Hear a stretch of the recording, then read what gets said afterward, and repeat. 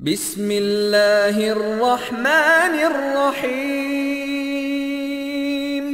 আমার এই নিয়ামত তোমরা ভক্ষণ করো, ব্যবহার করো, আর আমার ইবাদত করো, আমার বিধান মেনে চলো, তাহলে এর চাইতো অফুরন্ত অকল্পনীয় নিয়ামত জান্নাতে তোমাদের জন্য প্রস্তুত করে রেখেছি। জান্নাতে প্রস্তুত করে রেখেছি। জান্নাতীরা যা চাইবে, যা কামনা করবে, তাদেরকে তাই দেওয়া হবে। হামিম সিজদা 31 নম্বরে আল্লাহ বলেছেন, ওয়ালাকুম ফিহা মা তাশতাহি আনফুসাকুম ওয়ালাকুম ফিহা মা তাবদাউন। জান্নাতীরা জান্নাতে যা চাইবে, যা কামনা করবে, তাদেরকে তাই দেওয়া হবে। এটা পেলাম না, ওটা পেলাম না, এমন কোনো শব্দ থাকবে না। এই দুনিয়ায় আমাদের চাহিদা নিয়ে, আকাঙ্ক্ষা নিয়ে আমরা কবরে চলে যাই, আমাদের চাহিদা পূরণ হয় না, আকাঙ্ক্ষা পূরণ হয় না। কিন্তু জান্নাতে এমনটি হবে না যে আপনি এটা চাইলেন, পেলেন না। আল্লাহ পাক বলছেন, তোমাদের জন্য আমি এমন নিয়ামত প্রস্তুত করে রেখেছি যে তোমরা যা চাইবে তাই পাবে, এবং ওই সমস্ত নিয়ামত এত উৎকৃষ্ট যা কল্পনায় আসে না। আন আবি হুরায়রা রাদিয়াল্লাহু আনহু قال قال رسول الله صلى الله عليه وسلم قال الله تعالى عددت لعبادي الصالحين ما لا عين رأت ولا أذن سمعت ولا خطر على قلب بشر মুত্তাফাক আলাইহি। বুখারী এবং মুসলিম শরীফের হাদিস। হযরত আবু হুরায়রা রাদিয়াল্লাহু তাআলা বর্ণনা করছেন যে আল্লাহ রাসূল বললেন, আল্লাহ তাআলা বলেছেন, এটাকে হাদিসে কুদসি বলা হয়। قال الله تعالى, আল্লাহ তাআলা বলেছেন, আল্লাহ রাসূল বলছেন যে আল্লাহ তাআলা বলেছেন, আদাতুল ইবাদিয়াস সলিহিন, আমার নেক বান্দাদের জন্য আমি এমন নিয়ামত জান্নাতে প্রস্তুত করে রেখেছি, মালা আইনুন রত, আইনুন মানে চোখ, কেউ চোখে দেখেনি। অজনুন সামিয়াত, অজনুন মানে কান, কোনো কানে শুনেনি। অলা খতার আলা কলবি বাশার, অন্তরেও কল্পনা করেনি যে জান্নাতের আনন্দ, জান্নাতের নিয়ামত কত মজার, এটা কেউ কল্পনা আনতে পারবে না। আপনি কাঁঠাল দেখলেন, আম দেখলেন, কলা দেখলেন, কোনো ফল দেখলেন নতুন, আপনি অনুভব করতে পারেন, কল্পনা করতে পারেন যেটা এমন হতে পারে, বা আমি শুনেছি এমন হবে। কিন্তু ওখানে নিয়ামত সম্পর্কে ও শুনেওনি, দেখেওনি, কল্পনাও করেনি।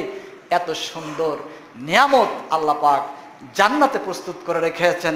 যারা আল্লাহর ইবাদত করে, আল্লাহর বিধান মেনে, আল্লাহর আইন মেনে এই পৃথিবী থেকে বিদায় গ্রহণ করবে, তাদের জন্য। এই জন্য আল্লাহ পাক সূরা রহমানের অনেক জায়গাতে বলেছেন, ফাবি আইয়ি আলাই রাব্বিকুমা তুকাজ্জিবান, তোমরা আল্লাহর, তোমাদের প্রতিপালকের কোন কোন নিয়ামতকে তোমরা অস্বীকার করবে। আল্লাহর নিয়ামতকে অস্বীকার করার নেই, কিছুই নেই।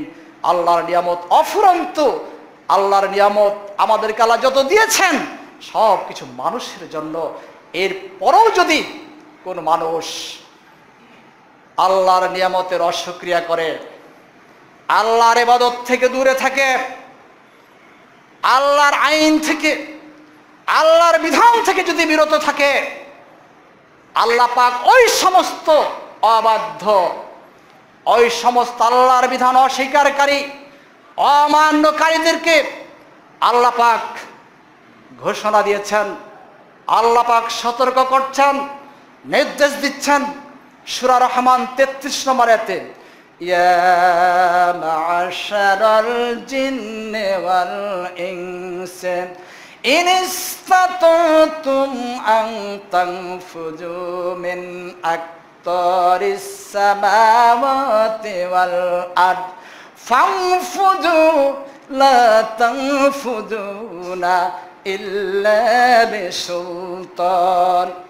যারা আল্লাহর নিয়ামতের অশুকরিয়া করবে, যারা আল্লাহর বিধান মানবে না, যারা আল্লাহর আইন মানবে না, যারা আল্লাহর ইবাদত করবে না, আল্লাহ তাআলা বলছেন, হে জিনের দল এবং মানুষের দল, তোমাদের যদি শক্তি থাকে, তোমাদের যদি ক্ষমতা থাকে, মিন আকতারিস সামাওয়াতি ওয়াল আরদ, আসমান এবং জমিন থেকে ফাংফুজু, বেরিয়ে যাও, তোমাদের থাকার কোনো অধিকার নেই। আমার যারা আইন মানবে না, আমার যারা বিধান মানবে না, আমার যারা ইবাদত করবে না, তোমার এই দুনিয়াতে আমার জমিন আমার রাষ্ট্রে থাকার কোনো অধিকার নেই, তোমরা বেরিয়ে যাও।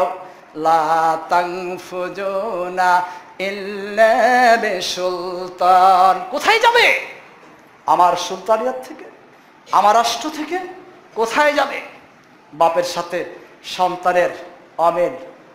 বাপকে গরম দেখে সন্তান বলছে, তোমার মতো বাপের কথা শুনবো না, তোমার বাড়িতেও থাকবো না, শ্বশুর বাড়ি চলে গেলাম। শ্বশুরের গরম। তাও তো সন্তানের একটা পথ আছে, বাপের কথা শুনবে না, বাপের বাড়িতেও থাকবে না, শ্বশুর বাড়ি যে বসবাস করবে। আমরা কোথায় যাব? আল্লাহ বললেন, আমার কথা যদি না শোনো, আমার আইন না মানো, আমার ইবাদত না করো, আমার বিধান যদি না মানো, আমার রাষ্ট্রে থাকতে পারবে না, বেরিয়ে যাও। কোথায় যাব আমরা? ভারতে। ভারত কার রাষ্ট্র? ভারত তো আল্লাহ রাষ্ট্র। পাকিস্তান, আমেরিকা, কোথায় যাবে? লিল্লাহি মা ফিস সামাওয়াতি ওয়া মা ফিল আরদ। আসমান এবং জমিনে যা কিছু আছে সবকিছুই তো আল্লাহর জন্য। আসমান জমিনের বাদশা হচ্ছেন আল্লাহ। কোথায় যাবেন? বুদ্ধি নেই। এখন যদি কেউ বলে, আল্লাহ তোমার কথাও শুনবো না, তোমার আইনও মানবো না, তোমার নিয়ামত ভক্ষণ করব, আর তোমার রাষ্ট্রেও থাকবো, আল্লাহ পাক তাদের বললেন, ইন্না বাতশা রাব্বিকা লাশাদীদ। সূরা বুরুজ 12 নম্বর আয়াত। আল্লাহ তাআলা বললেন, নিশ্চয় আপনার প্রতিপালকের পাকড়াও অত্যন্ত কঠিন। অত্যন্ত কঠিন। পালাবার বুদ্ধি নেই, পালাবার বুদ্ধি নেই। আল্লাহ অত্যন্ত কঠোর হস্তে আমাদেরকে পাকড়াও করবেন। এরপরে কি হবে? ইন্না ইলাইনা ইয়াবাহুম সুম্মা ইন্না আলাইনা হিসাবাহুম। গসিয়া 25 এবং 26 নম্বর আয়াত। আল্লাহ তাআলা বললেন, নিশ্চয় তাদেরকে আমার কাছে ফিরে আসতে হবে। বুদ্ধি নাই, আসতেই হবে, পালাবার কোনো পথ নেই। অতঃপর তাদের হিসাব নিকাশ নেওয়ার দায়িত্ব আমার। আসতেই হবে, বুদ্ধি নেই, আমি হিসাব নিকাশ নেব। এরপরে কি হবে? কি হবে? সূরা কাহাফ 102 নম্বর আয়াত। ইন্না আ'তাদনা জাহান্নামা লিল কাফিরিনা নুসুলা। নিশ্চয় আমি জাহান্নামকে প্রস্তুত করে রেখেছি আমার বিধান অমান্যকারী, অস্বীকারী ওই সমস্ত কাফেরের দাওয়াত খাওয়ার জন্য।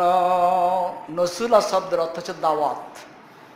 আমরাকে মাঝে মাঝে ধরেন দাওয়াত দেয় অনেকে, আমরা যাই, আদর করে খাওয়াই না?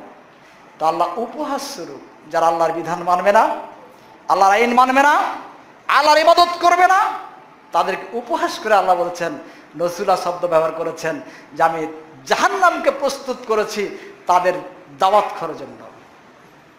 জাহান্নামের দাওয়াত খাবারগুলি কেমন হবে? খুব মজার।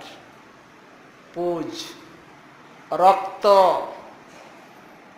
জাহান্নামীদের নিঃসৃত দুর্গন্ধযুক্ত ঘাম খেতে পারবেন? আপনাকে যদি এখন দেওয়া যায় 1 গ্লাস পুজ আর রক্ত, যে অপারেশন করেন অনেকে টিউমার, অনেক পুজ, 1 গামলা পুজ, আপনাকে যদি 1 গ্লাস দেওয়া যায় খেতে পারবেন? ওগুলি খেতে হবে, খেতে বাধ্য হবেন। আপনি ইচ্ছাকৃতই খাবেন, পিপাসায় কাতর, স্বচ্ছ পানি থাকবে না, ওই পুজ রক্ত খেতে হবে। এটাই দাওয়াত। জাক্কুম ফল কাঁটাযুক্ত, দাওয়াত খেতে যে গোস্তা যদি গোস্ত যদি একটু শক্ত হয়, গোস্ত খাওয়া যায় না, এত শক্ত, চাবা যায় না। জাক্কুম ফল জাহান্নামে, ওই জাক্কুম ফল কেমন? চারিদিকে কাঁটা থাকবে, এইভাবে কাঁটা।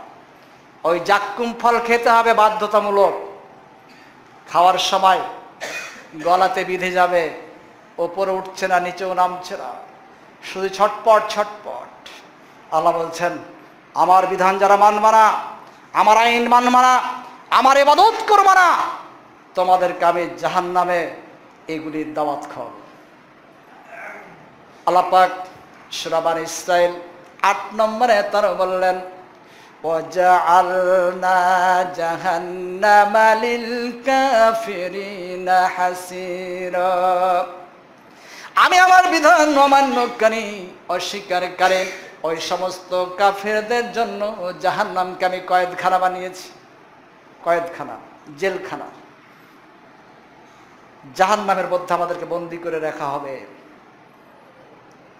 এই কয়েদখানায় বন্দী থাকলে আমরা বের হওয়া যায় সম্ভাবনা থাকে, ওখানে বের হওয়ার সম্ভাবনা নাই, বের হওয়ার সম্ভাবনা নাই। এই কয়েদখানায় থাকা যায় না, এত গরম, ঠেসাঠেসি করে শুতে হচ্ছে, এইভাবে শুতে পায় না, খাবার ভালো না, কত কষ্ট।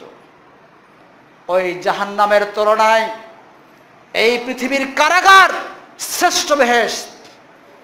যদি এরকম কারাগারে রাখতেন, অনেক জাহান্নামীরা সন্তুষ্ট থাকতো, ঘুমাতো, কিন্তু ওখানে সব সময় জ্বলবে, সব সময় চাম পাল্টিবে।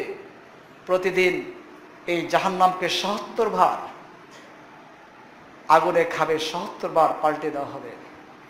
এই হচ্ছে জাহান্নাম। এখানে বন্দি করে রাখা হবে যারা অবহেলা করে আল্লাহর নিয়ামত ভক্ষণ করবে, আল্লাহর ইবাদত করবে না, যারা আল্লাহর আইন বাদ দিয়ে মানুষের তৈরি আইন, ধর্ম, কর্মের অনুসরণ করবে, এদিকে ওই জাহান্নামে বন্দি করে রাখা হবে।